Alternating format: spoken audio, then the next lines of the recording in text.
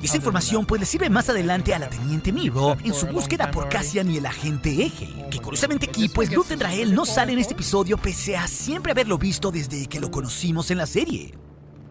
Es así que también vemos lo que sucede en la prisión de Narquina 5 con el grupo de trabajo de Cassian Andor. Y lo primero que nos damos cuenta es no solo que Olaf está enfermo y decayendo de su salud poco a poco, sino que también con ese mes que ya ha pasado Cassian ahí, él está muy bien adaptado con sus compañeros y en el trabajo. E incluso ya está planeando una forma de salir de Narquina 5, contando hasta los guardias que hay en su nivel y viendo varias posibilidades para ejecutar un arriesgado plan para salir de ahí. Y a la par en este acto 1, vemos que Mon Mothma pues es una solitaria voz en el Senado Imperial, no teniendo apoyo entre sus congéneres para abolir la reciente ley de seguridad pública. Inclusive, pues muchos ahí le gritan que viva el imperio, demostrando pues cuál ciegos están los senadores y cómo todo en realidad entre la aristocracia se mueve con el viento de los sí. Aunque también sabemos que hay voces afines a Mon Mothma que se ocultan bien en el Senado, como lo es el propio senador de Alderaan, Bail Organa, a quien recientemente también lo vimos en la serie de Kenobi guardando bien la pantalla. Uno que desde el día 1 del imperio comenzó a gestar una rebelión como también lo vimos en la serie Tales of the Jedi. Así que esto nos dice, Masters, a que eventualmente Mothma tendrá más aliados no solo con Bail Organa, sino también con los múltiples senadores que la apoyarán en secreto, como se ve bastante claro dentro de la base rebelde en Yavin 4 durante la cinta de Rogue One. Y justo esto pues nos lleva al acto 2, Masters. Uno que comienza cuando vemos que el nivel de Andor se da cuenta de un caos que hubo en el nivel 2 de su prisión, algo que incluso obliga al imperio a cortar brevemente la luz. Pero con esto pues ya se siembra la idea en todos los presos que pueden levantarse en armas en contra del estado de esclavismo en el que viven. Poco a poco pues esta idea va floreciendo más y más. Y esto es curioso porque es el propio Cassian quien nos dice que ellos son Are we in? There's a Sherman there though that I'm not very happy to fight. But it seems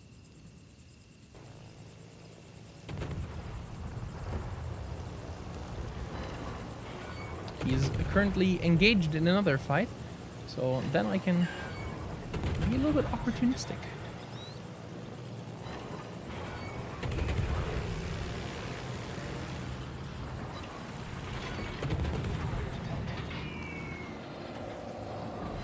I Yes. missed.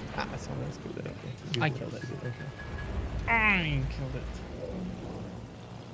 Hola Tankers, Commander AF here with this week's highlights, happenings, and giveaways. Welcome to And now the my Victoria final is actually episode of contesting. What's Next on So the World I'm of Tanks North interested to America see whether channel. I can do. The great merge of 2022 is upon us. You heard me Nicholas, correctly. just play The yourself, World of my Tanks friend. I'm North gonna play America Slytherin, and sorry. World of Tanks Europe YouTube channels have merged into one English language channel to rule them all. Essentially what this means is the Watt North America YouTube channel is going away and the Watt Europe YouTube channel is being renamed to the aptly titled World of Tanks official YouTube channel. So, Hola Tankers, Commander AF here with this week's highlights, happenings, and giveaways. Welcome to my final episode of What's Next on the World of Tanks North America channel. The great merge of 2022 is upon us. You heard me correctly. The World of Tanks North America and World of Tanks Europe YouTube channels have merged into one English language channel to rule them all. Essentially what this means is the Watt North America YouTube channel is going away and the Watt Europe YouTube channel is being renamed to the aptly titled World of Tanks official YouTube channel. So, if you want to keep up with your favorite series, hosts, and Watt official videos, you need to head on over to the newly named channel and smash that subscribe button. And you know I've got your link for you right here. Just go there, hit subscribe. You won't regret it. In exchange for your help with the merge, for every subscription milestone that the YouTube channel reaches, a bonus code will be revealed, awarding in-game goodies like 2D styles, premium tanks, and even my in-game commander. As a matter of fact, each Watt channel has their own subscription milestone challenge. Over on Twitch, for instance, Tragic Loss's in-game commander could be up for grabs if they get enough new followers. But I'll leave all the details for you to investigate on your own using the official article. Full breakdowns there, people. Now, I know many of you may be wondering what's going to happen with What's Next and Commander AF. That was my number one question too. I can tell you I'm not going anywhere. But for the first time in the history of What's Next, you won't see me next Friday. I'm going to be taking a brief hiatus, returning in mid-November on the Watt official YouTube channel with a new monthly and weekly series at a new date and time. So to keep up with it all, you're going to have to subscribe to that new channel. B-Ted and friends are back with their semi-annual charity stream benefiting the USO.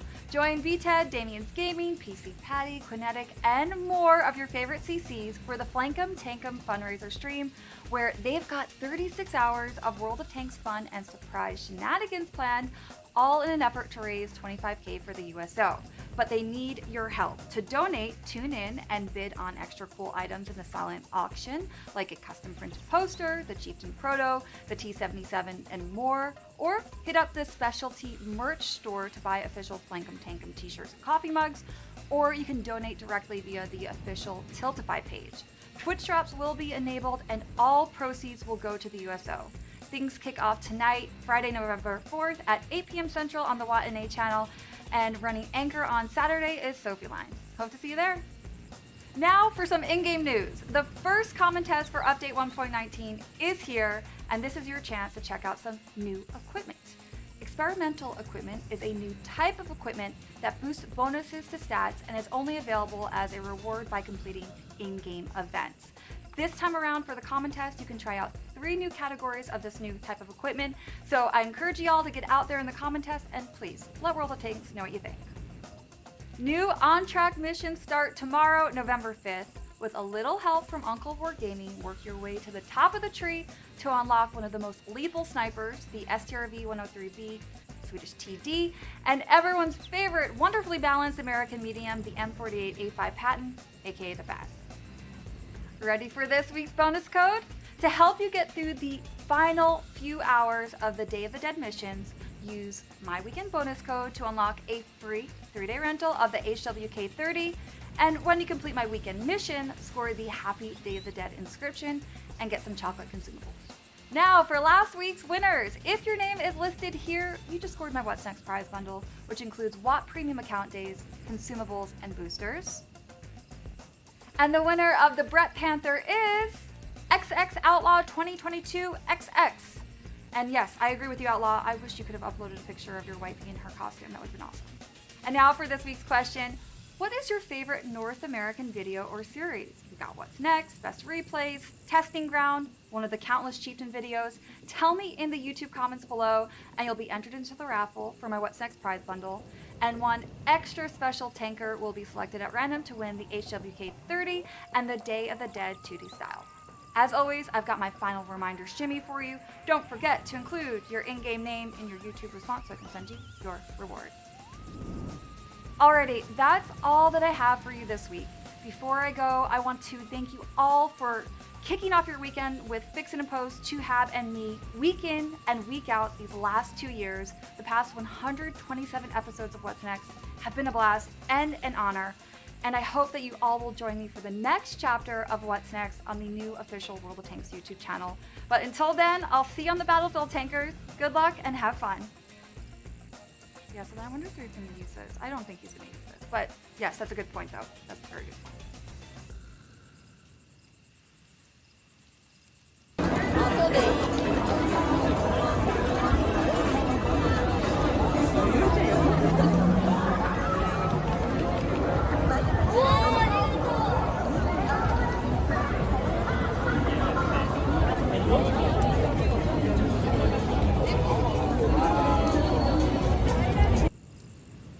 Hola Tankers, Commander AF here with this week's highlights, happenings, and giveaways.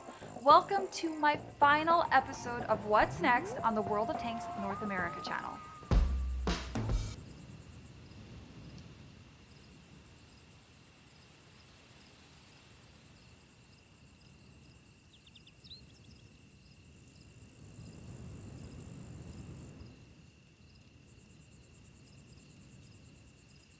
Hola Tankers, Commander AF here, host of What's Next, World of Tanks. Boy, do I World of Tanks YouTube and NA social media channels will be one Instagram content created.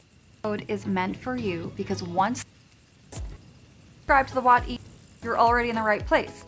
But for those of you that aren't already subscribed and want to see more of me, head on over to the new and improved World of Tanks YouTube channel by visiting this URL here.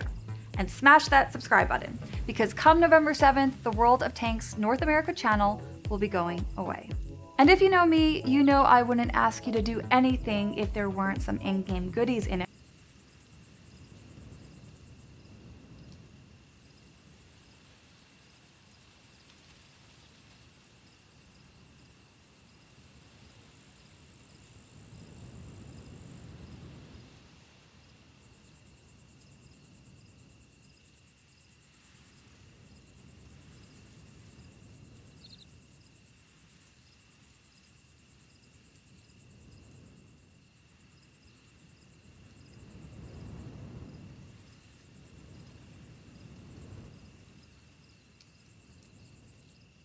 Hello there, and welcome to another replay roundup episode. I'm being joined by Ixter. My name's Keyhand, and today I think we got a special little treat, the Tier 9 Chieftain Proto. Indeed, we do. This is a Tier 9 premium vehicle tank, which would have been available to people through the Waffenträger Legacy game mode if they got engineer starters. That being said, let's head straight into the gameplay, shall we? Alright, so we are spawned on Lakeville without Artie, so right from the get-go I would say correct decision. Let's head to the valley, because let's be honest, what does the tank do good? Well, being hold down and sort of stationary, because it isn't the fastest ever in the world, and then, you know, just trying to duke it out with his counterpart, and probably also the T8 vehicles in this match here. Pretty nice matchmaking. As I said, no RT, so nothing really that could punish him there, except for possibly himself misplaying. We'll have to see, but as you selected this episode, or this replay rather, I guess we can expect some pretty nice things here. Indeed. Now, for those who don't know, the Chieftain prototype has about, I think the lowest you can bring the reload is around 9.2, 9.3-ish seconds, if I'm not mistaken. Already taking a shot from the CC Mark II, who, you know, honestly, perfect placement by himself. The enemy CC right there, the Carro Combattimento, taking that position there on that little island, allowing him to get shots over the top. Cobra tries to get a cheeky shot in, only does 30 damage with the premium HE rounds, followed up by 83, and now he's only got 2 shots left, so not too much of a threat, putting a nice, beautiful shot straight through the center of the Lantern's turret there, and continuing to play on the ridgeline here, which is a relatively new addition to the map, by the way. Yeah, it was rebalanced, so basically this top position here in the E1 position can be played by both sides now, and he's making very, very good use of this. The SHPTK there with a shot onto him, but he does retaliate, and obviously, even though the SHPTK does have pretty good pen, as it's a tank destroyer, yeah, basically no one really able to penetrate his turret here. They would need to hit the cupola, which the more gun depression you use, basically the smaller it becomes, relatively speaking. So yeah, pretty good gameplay here so far, putting in shot after shot. The only thing holding him back right now is his own DPM. Yes, indeed, and as we were saying, about 9 seconds is the lowest you can bring it down to, or just over 9 seconds. So it is not necessarily the most fastest firing tank with 400 alpha damage, but all in all, it's a pretty decent platform. Honestly, I enjoy playing it for the most part. I think the aim time and dispersion can be a tiny bit of a pain, but clearly this guy's making great use of it, because already within the first 2.5 minutes into the game, he's already on 2.5k damage. The second kill shot there on the SHPTK, naturally not connecting, but yeah, we'll see what he does here. He does see the Cobra again, but I think the Cobra doesn't have the gun depression. Aims for the SHPTK again, does get the connection, and the Cobra once again 33 damage. I would say not the most effective use of the hash shells there. No, definitely not. Lovely shot nice to the side. overmatch. Indeed, lovely overmatch into the side of the 53 TP there. Now, of course, the big threat right now is over peaking and potentially getting tagged by the Ferdinand or by this Jagdtiger, who just bounces a shot and catches one in return for 446. Love to see that. And so far, 3.6k damage, and nothing, no huge mistakes that I've seen so far. On the topic of this position that's been adjusted in one of the recent updates, so both players can play on it, picking up a nice kill there on the Cobra, by the way. You used to be able to get up into this sort of position and play it from this side, but it required boosting into the position, which was very risky to do. So it's nice to see this change, and nice to see this Chieftain prototype making good use out of this position so far. But now he's tracked in the open for the Jagdtiger, adjusts his hull as soon as his track comes up, and he's going to try and peek to try and return fire, but takes one in return for 580. Not Yeah, one. I don't know if you've played the Jagdtiger recently, but that gun, to be honest, it is sort of the best gun that you can experience on tier 9. He's using AP right now, but I think with the APCR 352 pen, you could even go through the turret of the Chieftain probably. So he needs to be a bit careful. So far the Jagdtiger though mostly bouncing, and our hero here is starting to rack up damage as well as, to be honest, a bit of block here, almost 1900 already, and his team not really doing too great, 3 versus 2 the scoreline right now. But yeah, himself having done 2 kills so far, so 2/3. We'll see how this one goes. The enemy's now starting to lose in the city as well. I don't agree with the decision of their Chieftain to go to the city because, yes, the Chieftain is a good tank. It can be very, very nice hull down, but the bulge below the turret doesn't really make it a good side scraper. Indeed. I found that this thing gets penned a lot whenever it tries to side scrape due to that hull profile. I also find that sometimes the turret can get overmatched by slightly higher caliber tanks. I've had the roof somehow penned several times over in the past few days. So that is something you have to be mindful of. But so far, because this guy's got the higher position here, it's making it very hard for the opponents to actually get any penetrating shots on him. And he's doing a very good job right now. But he does need to be careful. 509 HP, he is a potential one-shot for that Jagdtiger. So it's just a matter of being safe, deciding when to peek and when to shoot. And it looks like right now he's going to go for it. Gets a lovely 399 shot in. And the Jagdtiger does not pen in return. That puts him at 2.9k block damage as well. But as you can see, the right side of the map not looking too great right now. I mean, you did say a moment ago that it looked like they were starting to lose, but it looks like a Tiger 2's moving into support, LT-432's moving into support, and they're down to just a projectile on the flank there, as our protagonist here tries to pick up the kill on the Jagdtiger. Doesn't quite manage to connect the shot, and the Ferdinand now baring his teeth at the Chieftain prototype, reminding him, hey, I'm here, don't forget about me, otherwise you're going to have a very rough day, my friend. Ooh, that was quite a lucky shot there into the Jagdtiger, as he does sort of nudge himself onto the stone, but he gets the penetration in the superstructure regardless. And we'll have to see, does he go for the kill onto the 53 TP? He doesn't, so now he's eyeing towards the Jagdtiger. As soon as that Jagdtiger's gone, then he'll sort of have free reign here, because then no one else can really one-shot him anymore, and he could farm into the upper sides of the other tanks. Ooh! Tries to go there for it. Both of them react, both of them bounce though. So yeah, I guess at the end of this, nothing really did happen. Indeed. I mean, this is a classic like Mexican standoff situation between the Jagdtiger and the Chieftain P. They both know they can both one-shot each other. It's just a matter of who's going to take the risk of trying to get that shot. Now it looks like our player here in the Chieftain prototype is really trying to take that Jagdtiger out, going for even the smallest of shots right now, because there's not much else for him to do right now. And as you can see, the back of the map is losing, and now he finally gets to secure. So hopefully we'll start seeing some development on this side of the map as the enemies are slowly approaching from the eastern flank towards his capture zone. Yeah, he does put a shot into the Contracaro now, alerting him of his presence. He's still above him though, so should be fine. You see he's going for the next peak. The Contracaro does get the connection in the track though. Luckily for him, he did have the repair kit up, but now he needs to be ever more careful. And the problem is, as you mentioned, in the southern part of the map, the enemies are encroaching onto the allied base. So as soon as that happens, and yeah, another kill here onto the KB4 by the enemy team. As soon as that happens, his position up here is completely compromised. So they need to, sooner rather than later, finish this fight off here so they can turn and actually engage the tanks now coming from the city. We'll have to see how our hero here, Sox, is able to do that. He does see the cupola here of the 53 TP, decides not to go for it, and obviously he needs to be wary of that Ferdinand in the back. Could you say that, Key, could you say that Sox is going to have to pull up his socks now?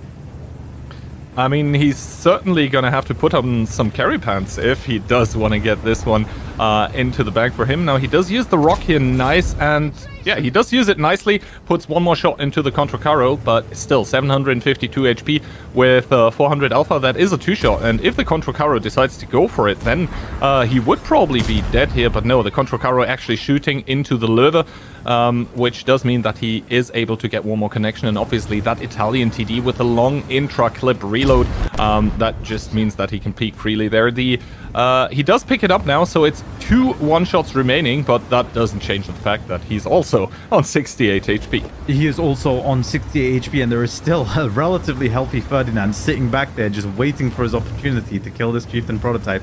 And once again, another tank in the spawn went down. The T30 teammate is now dead as well. So now it's a matter of really the pressure starting to stack up. All there is left defending the base is the Scorpion G, and the Jagdtiger is realized he needs to make a play, goes over the top, takes out the 53 TP. That was a high risk but high reward situation because now he can go over the top and try to pick up the kill on the TNH here, who just fired at the Lerva. And now it's a matter of keep going, moving forwards, don't stop in the open there, otherwise the Ferdinand might peek and shoot you. Instead, keep moving forwards, force the Ferdinand to overcommit if he wants the shot. But it looks like he's left this position. No, there he is. And he's looking the other way at the Lerva, and that allows him to get a beautiful shot into the Lerva. It does go down in return. Now it's a one-on-one engagement here on the 2 line between this Ferdinand and the Chieftain prototype. Ferdinand, a 2-shot, maybe. I don't think he'll be a 3-shot, but 2-shot at the very least. And the Chieftain P, a 1-shot. He needs to be very careful, making a wonderful use of his turret armor, wonderful use of his gun depression to get a nice shot into the super structure of the Ferdinand. He's going to try and go for it again. He does get it, and it is going to be a 3-shot situation for the Ferdinand. But the Ferdinand realizing he needs to back up a tiny bit more and move into better cover, trying to edge behind the ridgeline here, and it's going to force the Chieftain to try and make a peek at a very risky angle if he wants to get a shot here. He's going to be very careful about this, and he manages to get it. That was... Okay, he does get the penetration here, and I do like his decision making now. He's sort of waiting, is there someone coming to support the Ferdinand? Obviously he cannot push past the enemy base at this point because the T-30 has been unspotted for like 5 minutes more.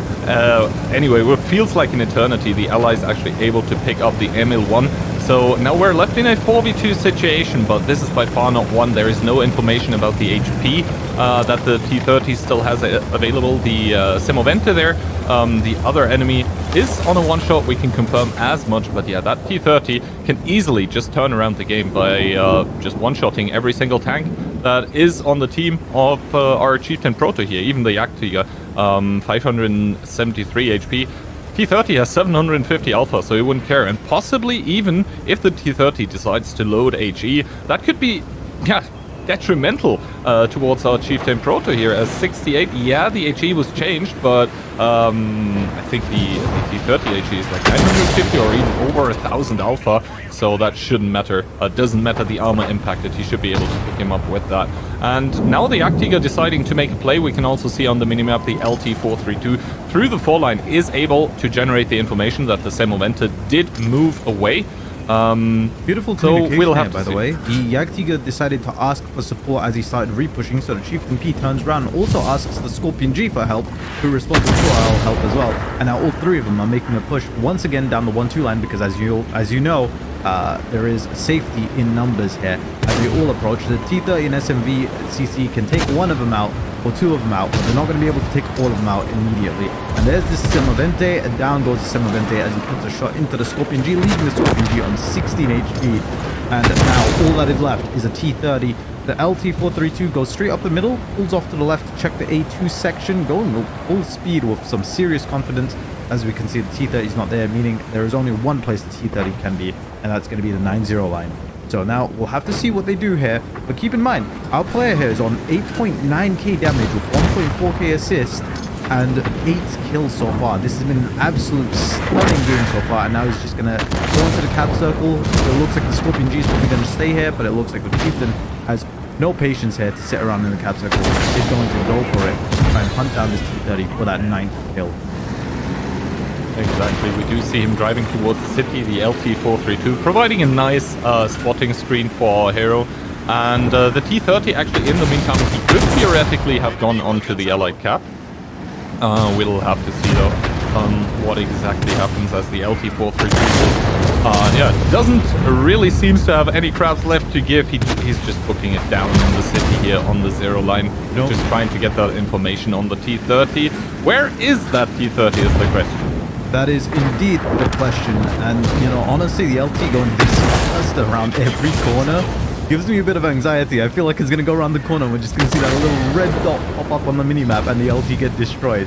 But we'll have to see, and there it is, there's a T-30, but he manages to secure the kill. It looked like the T-30 only had 8 HP or so, and that's going to be 4 kills for the LT-432. Fair play to him as well, but that's going to be the end of this game. So let's head over to the end game.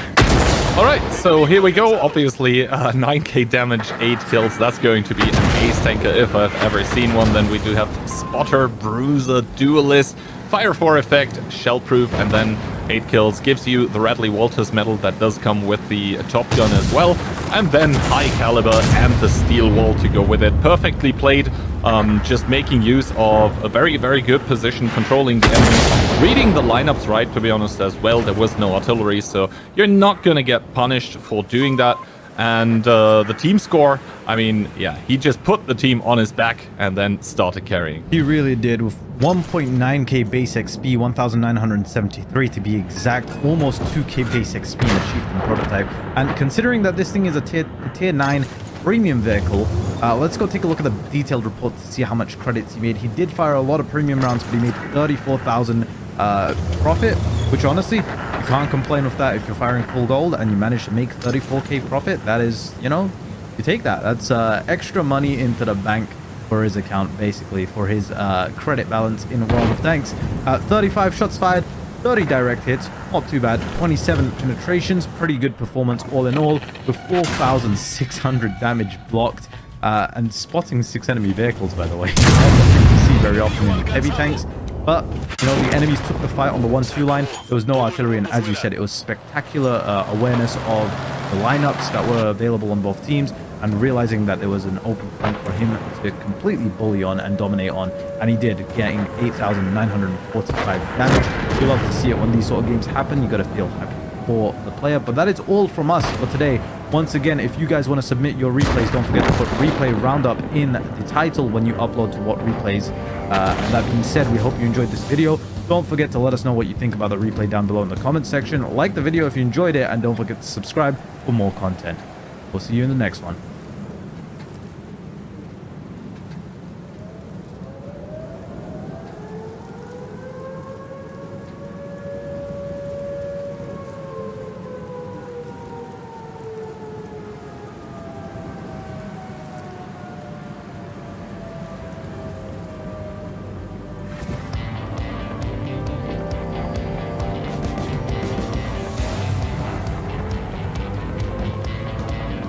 Well, you knew we'd get here eventually. The signature tank of the Swedish line, Stridsvagn 103, also known as the S-Tank. The story starts back in about 1956. An engineer by the name of Sven Berge had a little bit too much aquavit and decided he was going to come up with a revolutionary new idea for a tank. He figured that he could save a lot of tonnage and a fair bit of height by simply removing the turret. Mount the gun directly onto the hull, you'll be sorted. Now how, you may cry, why is this revolutionary? Just look at the Sturmgeschütz, same idea. Well, the difference lies with the automatic loader. You see, one of the big problems with having a 4-man crew in a vehicle is that you gotta have room for that loader. That means you can have more volume inside the tank for him to work. More volume means that you have to have a bigger tank to protect that volume, which then means that you need more weight of metal to protect the tank for that same level of protection. By dispensing with the human, placing the automatic loader in there, you make the tank smaller. Now, here's your next problem. Automatic loaders, especially the era, were not the most reliable things in the world. You had to have the loader aligned very well with the gun. Now, this is all easily enough done in, let's say, an oscillating turret, but when you have a ball mount, let's say like a Jägerpanther, you have difficulties with alignment. You have an unreliable automatic loader. The solution to this was to simply fix the gun in train and elevation, and that way it would always be aligned with the loader. And when you do this also, this now means that you can place the gun a little bit further back for balance, because you don't have to worry about the traverse. And you now have that small, lightweight, well-protected vehicle. The only problem is, now you have to aim the entire tank in order to aim the gun. Come the late 1950s, Centurion is now starting to enter service, and the SDRV-74 conversion program is well underway. The question then becomes, what do we do for the next generation? Well, they had a couple of different options. There's the A model, which was a combination of the concepts of the Americans and the British with a heavy MBT. The T model was more the French-German idea of a lighter weight MBT, and then you had Sven's S-Tank idea. They eventually decided they liked the A model. However, the S-Tank seemed interesting enough and worthy of further development, so they decided to give it a bit of a go and see what they made of it. So they took an old M4A4 hull that they happened to have lying around, and they used that for steering trials. When that passed, they went on to a Kranwagen, and that was used for steering and elevation. This also passed. So they decided then to build 2 prototype tanks, S1 and S2, in 1959. Even before they had been built, they then ordered a pre-production series of 10 vehicles known as Series 0. They were produced by 1963, trials passed, and so the S-tank was ordered into production. The first of the 70 were delivered to the Swedish Army in 1967, and development went on as far as the C model, such as the one that we have here at Arsenalen today.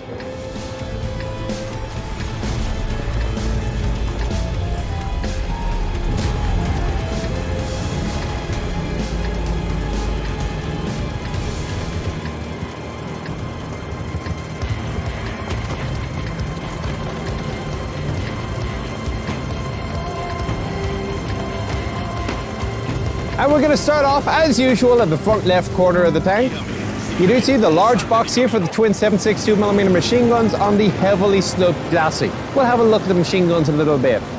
The glacis plate, 12 degrees from horizontal, well, at least as long as the tank is level, which is another matter we'll get to, and 4 centimeters thick. Down below, it's 5 centimeters thick, but the angle is a little bit steeper. However, you did have the advantage of the bulldozer blade on some tanks, which would increase the relative protection. The blade did mean that you could scrape your own fighting position out, or at least those of your platoon mates. Headlights, there was a service light here and an infrared light would have gone here. It has been removed from the vehicle. Hidden cunningly underneath the anti-slip coating are the mounting points for the anti-heat round fencing. Now there are little plastic lugs in here that you hammer out, but these things were a military secret until 1992, which is why a lot of times you just couldn't see it was there. We come forward onto the gun. The gun, of course, sticks out a little bit in front of the hull. And I've thought this was a bit of a problem because if you go into a ditch in a regular conventional turreted tank, you just turn the gun off to one side, you can go into the ditch and out the other end. You try that in this and you're just going to go nose in and get dirt up the gun tube, which is probably a bad thing. Now, this is apparently a concept which had not gotten past the original designers. If you look at some of the very early drawings of the S-tank concept, you can see there is actually a protective bar underneath it. Apparently they decided that simply driver training was sufficient to avoid the problem. A gun support. The gun is not actually physically mounted to the support. It is just there to stop it rattling around rather a lot. It does recoil after all. Behind it, this shroud here is part of the swimming gear. The canvas screen goes up quite some way. And don't forget, because you have the gun in front of it, you actually have to seal the front of it in order to keep the water out. The tank does only weigh 37 tons. Well, the C model a little bit heavier, it's closer to 41. And if you think about the Shermans at 35, they were swimming quite happily in the calm waters, such as you would find around here. I shall now go under the gun. It's not a problem on this. Usually in most tanks you don't want to go under a gun because it might come down and bonk you on the head. It is not likely to be a concern here. That is your safety tip of the day for working around a tank. Coming a little bit further, we have here a platform. Again, when that screen is up a couple of meters, you gotta have somebody standing up there in order to see which way you're going. Another stowage bin, and then we come around to the side of the tank.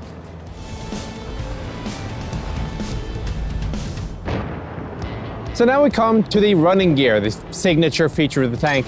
Remember, of course, to elevate the tank, you got to elevate the entire hydraulic system. To do this, the hydraulic system is connected to the front and the rear axles.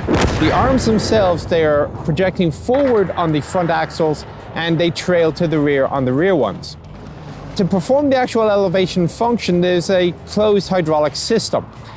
If you input elevate under controls, what it will do is we'll pump hydraulic fluid from the rear of the tank to the front of the tank, and thus providing that extra force to lift upwards. Now for steering, one of the requirements for an easy to steer tank, and bear in mind just how precise you have to be to lay a gun, is a short contact length. The shorter the contact length, the easier it is to steer. Given that there's only 4 road wheels per side and the entire ground contact length is less than 3 meters, I think we can safely check that box. The downside with the short contact length, though, is going over a trench. Officially, this thing is rated across a 2.3 meter trench, which I can only imagine is done at high speed to jump across most of it.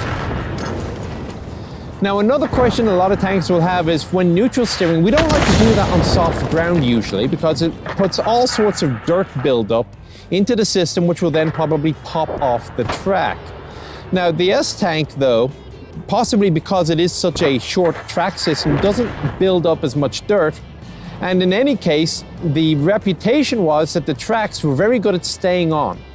Even if, let's say, there was a physical block that would stop the tank from rotating ordinarily and it just moves the entire tank around the blockage, the tracks would stay on.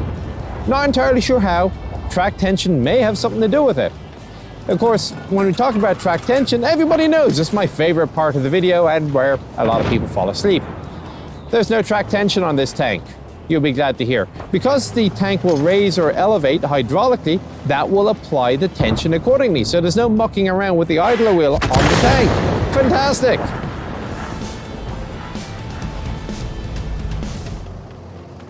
Moving on to the tracks, there are several different types available. Initially, the tank came with single pin tracks, 670 millimeters wide, 86 links per side. They came in a couple of different varieties. One had wide track pads, one had narrower ones, and they could be unbolted, perhaps if you're especially running on ice or other terrain that the rubber wasn't so great at. By the 1970s, though, the track had been changed out to this dual pin deal system with the end connectors, very similar to what is found on, say, a Leopard 2 today. To do this, though, they reduced the tracks by a number so there were only 61 links per side. This also necessitated changing out the sprocket wheel for one that had fewer, wider spaced teeth. So as I come back up again, covering the gap between the 4 road wheel pairs and the upper hull, you do have on the C model only the additional fuel cans.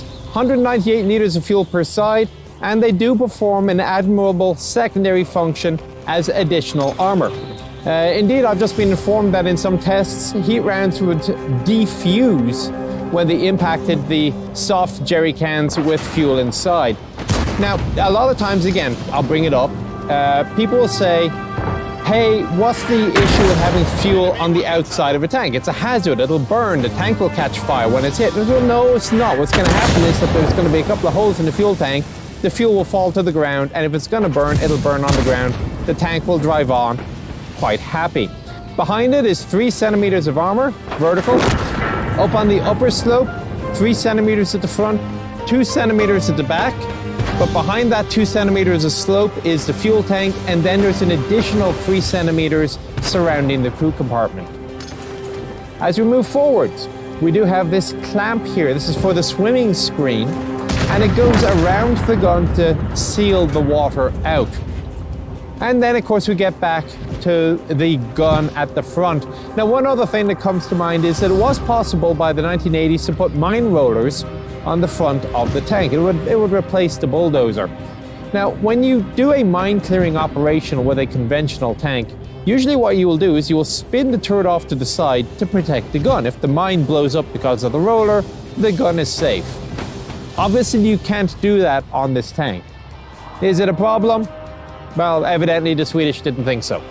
At the back left of the tank, we do see the exhaust pipe for the diesel engine. Now, you'll see also that the tail light is right behind the exhaust pipe and it's completely sooted over.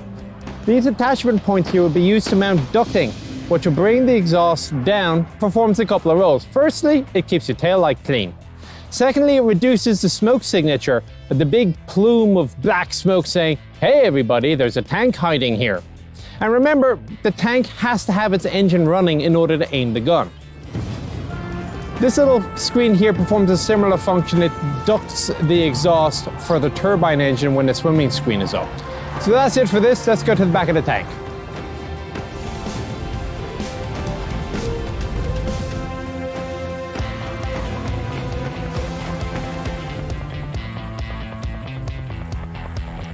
As you move around to the back of the tank, it's a good opportunity to note just how small it is. I'm taller than the hull. Now, okay, you got the cupola, machine gun, whatever, adding to the signature, but this is a small vehicle in terms of height. Further, because there is no necessity to have a raised roof to allow the gun breech to elevate when the gun depresses, it means that the gun can be mounted very close to the roof of the vehicle. So from the front, when presenting a hold down position, there's only about 1 foot 3 inches between the gun and the sight. If you compare that to a conventional tank, say a Centurion of the era, that's somewhere just over 2 feet. All right, so let's now move down underneath the 2 stowage bins. In this case, we got an old metal one and the new plastic one, and come back and we can see where the ammunition is loaded. Now, first thing I'm gonna have to introduce you to is the universal tool. We ran across something a bit like this on the Soviet tanks as well. This is basically the key to the tank. The Swedish, they call it a klant, which loosely translates into American as a person who is an oxygen thief. Nobody's entirely sure why, but it's another of those cases that the official name is never used. There are 2 ammunition compartments. The right-hand side is 25 rounds, the left-hand side is 20 with an additional 5 manual load.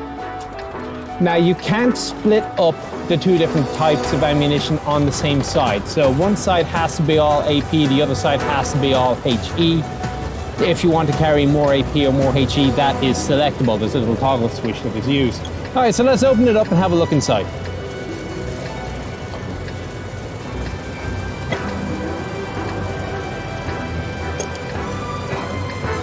I'm being a little cautious because in the dry run, I already got myself a tank fight.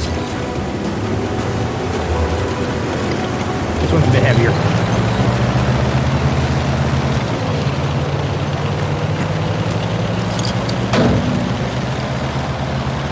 1, 2, 3, 4, 5, 6, 7, 8, 9, 10. Okay, I'm good. Up above me, you have the ejection port for 115 shell casings. Ammunition, when you're loading it, it's very simple. You take it off the back of the truck and you slide it nose in into the 2 ammunition compartments. Over the top left, you can see the access port for the 3rd ammunition type. And that could be anything you wanted, smoke or whatever else is in the inventory. Loading up takes about 10 minutes for a reasonable crew. If you compare that to, let's say, a Centurion, which would be the better part of 25 minutes, the difference is you're not taking the rounds anyway. You're just walking it 10 yards from the truck to the back of the tank. You're not trying to load it up on top of the turret and down in through the hatch and then stow it in various positions around the tank. Everything just goes in here. If you're unloading, there is one more hatch back here. Let me close this up out of the way and we'll get to it. So this is the access point to the loading tray.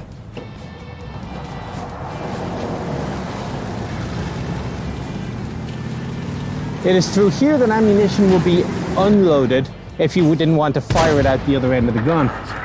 The loading tray itself is a lifting system, so the ammunition to be fired gets cycled onto the tray, lifted up behind the 105, then it comes down ready to receive the next round. The cycle takes about 2.5 to 3 seconds to complete. It's pretty fast. The last thing I'll point down here are these strengthening plates. They weren't on the original version of the tank. They were added a little bit later on in its life.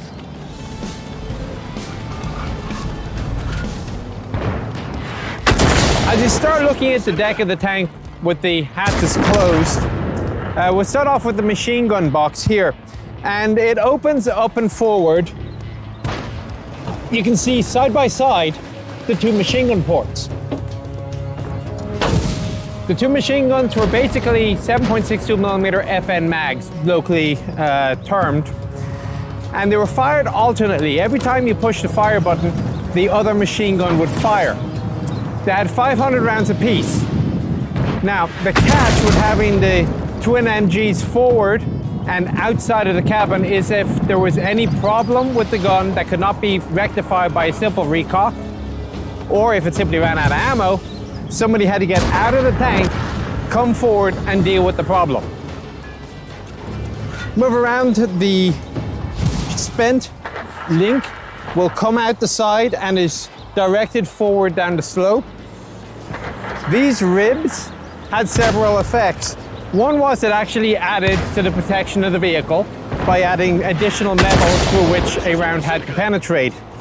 Another advantage is it stops ricochets of small arms from flying up along the slope into the optics of the driver gunner or the commander. And the third advantage is that you don't fall off the tank. You got a pretty good grip, and in fact there's anti-slip coating all over the place. Good call there. Moving further to the rear, you do have the periscopes for the driver gunner and the commander. There is an external AA mount for the machine gun, so you can dismount it from the cupola mount and simply mount it on there to be fired from the open position. 2 lyra launchers. So although the tank was equipped for infrared driving, it was not equipped for night fighting.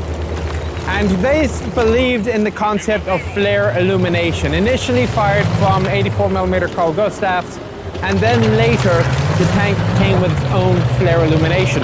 Now if you think about it, the ability of tanks of the time to fight at night by passive infrared was pretty limited, only a few hundred meters. Active infrared or spotlights, well, that came with its own problems. So lobbing a flare 1,500 yards actually probably wasn't all that bad an idea.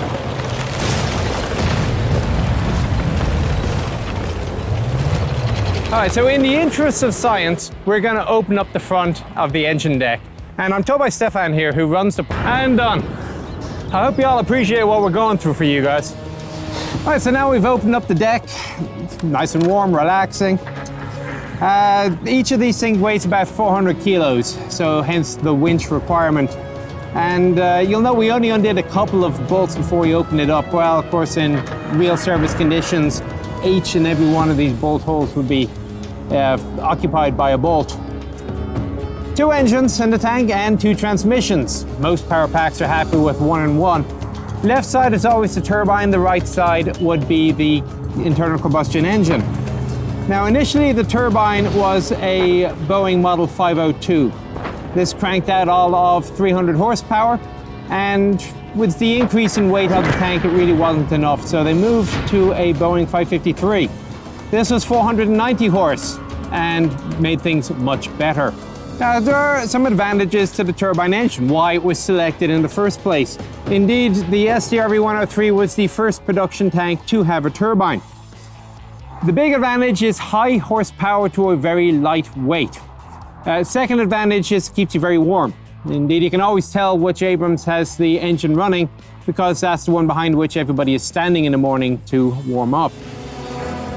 Only one moving part, low maintenance, high fuel consumption, especially when idling. It's actually not so bad when you're moving somewhere, but at idle it always is high. But hey, you do have the diesel engine on the far side, so you can do various low-speed maneuvers without the use of the turbine. Pulling the pack could be done overnight, but it would take pretty much all your sleep hours, because to pull the pack straight up, you got to pull out the center bar covering it, and of course, part of that center bar is the gun. So to pull pack, you got to pull the gun as well. This is somewhat inconvenient, and I would wager was not the most popular maintenance task that had to be performed on the tank.